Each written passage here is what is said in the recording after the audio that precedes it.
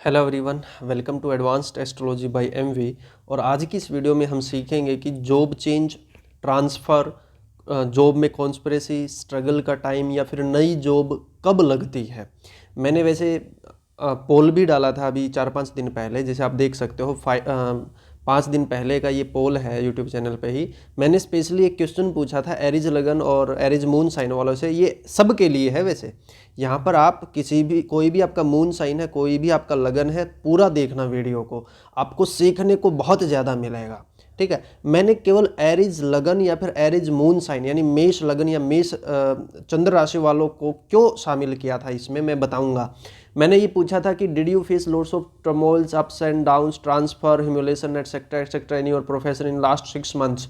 कुछ लोगों की हो सकती है नई जॉब भी लगी हो।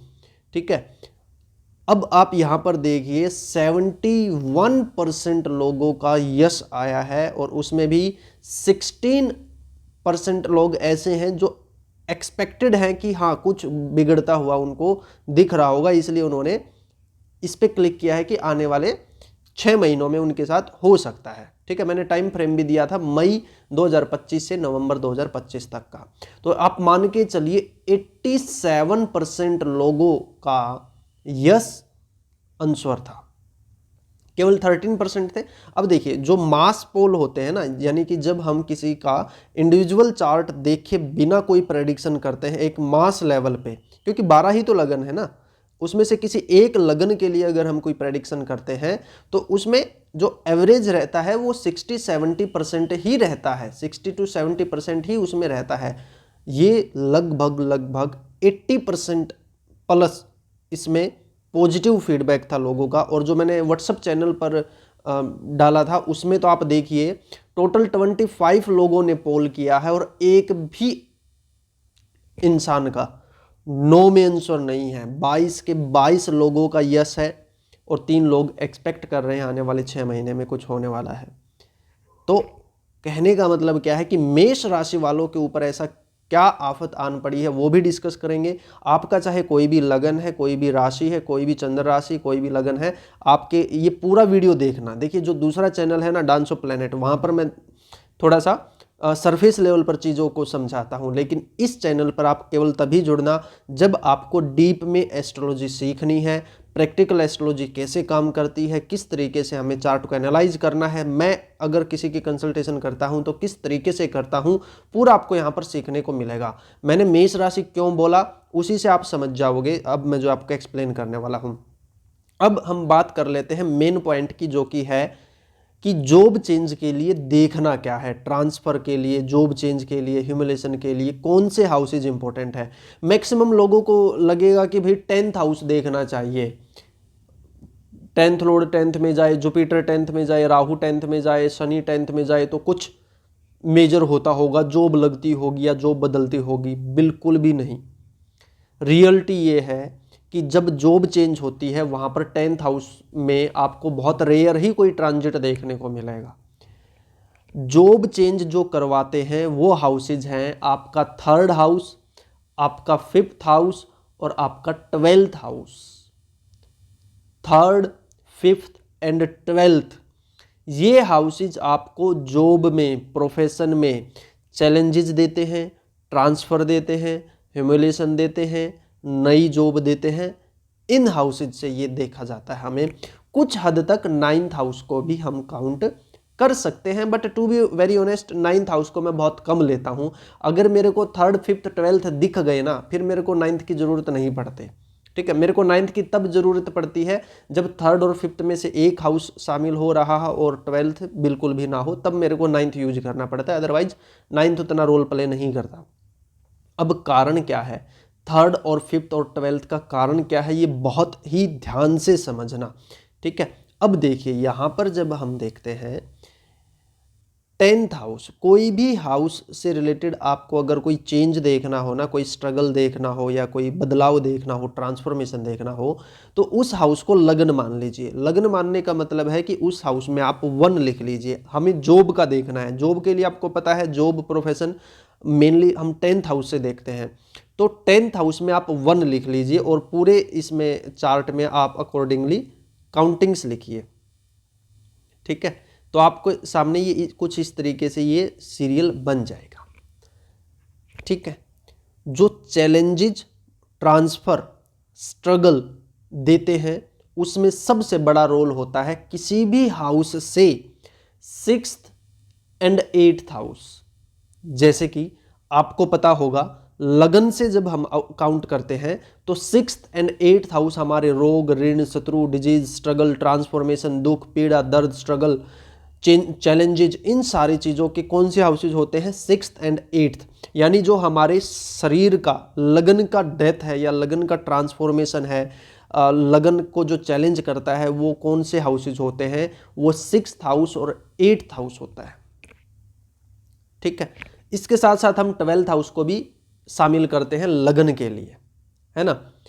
जो 3rd हाउस है वो 8th से 8th पड़ता है, 8th से 8th पड़ता है। और 3rd हाउस चेंज का भी है, ट्रैवल का है जैसे, है ना। तो इसलिए 3rd हाउस से हम ट्रैवल देखते हैं।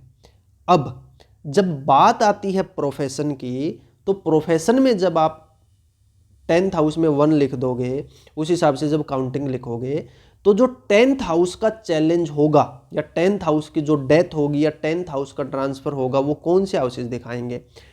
10th से 3rd क्या पड़ेगा? 12th। 10th से 3rd पड़ेगा 12th हाउस, है ना। 10th से 6th कौन सा पड़ेगा? आपके लगन चार्ट का 3rd हाउस।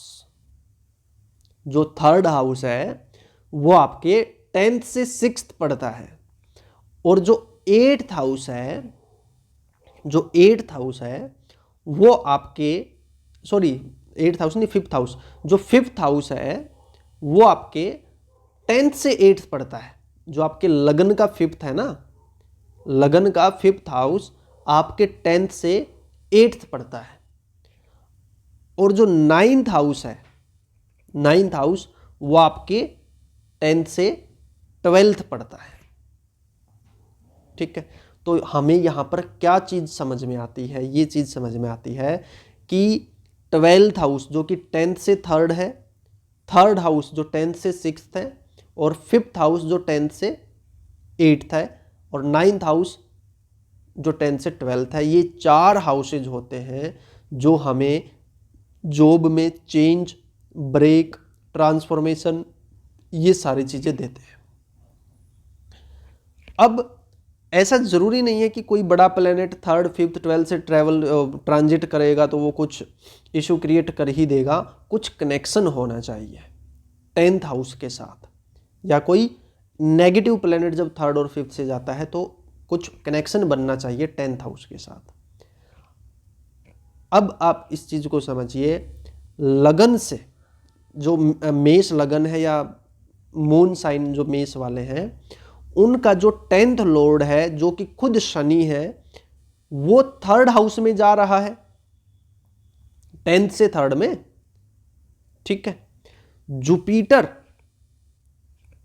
10th से 6th में जा रहा है, और केतु जो कि ब्रेक, सेपरेशन, डिटैचमेंट इनको दिखाता है, वो 5th हाउस मेष वालों के लिए 5th हाउस से यानी कि 10th से 8th में जा रहा था। ये हुआ है पिछले मई के बाद से, मई 2025 के बाद से। इस वजह से मैक्सिमम मेष राशि और मेष चंद्र राशि जो वाले हैं, मेष लगन या मेष चंद्र राशि, उनको मैक्सिमम लोगों को कुछ न कुछ बदलाव देखने को मिला होगा, क्योंकि मेष लगन और मेष चंद्र राशि वालों का 3rd, 5th और 12th बहुत स्ट्रांगली एक्टिवेटेड है। और ये जो जुपिटर यहां पर गया, ये भी राहु के त्रिकोण में चला गया, तो वो भी कुछ खास है नहीं। ठीक है, अब सीवियर रिजल्ट्स किसको देखने को मिले होंगे? सीवियर रिजल्ट्स उन लोगों को देखने को मिले होंगे जिनका शनि यहां पर बैठा हो मिथुन राशि में, ठीक है, या फिर जिनका शनि पाइसिस साइन में बैठा हो, या फिर जिनका शनि सिंह राशि में बैठा होगा, उनको सीवियर रिजल्ट्स देखने को मिले होंगे। या फिर जिनका केतु पाइसिस में बैठा होगा, या जिनका केतु मिथुन में बैठा होगा, उनको सीवियर रिजल्ट्स देखने को मिले होंगे।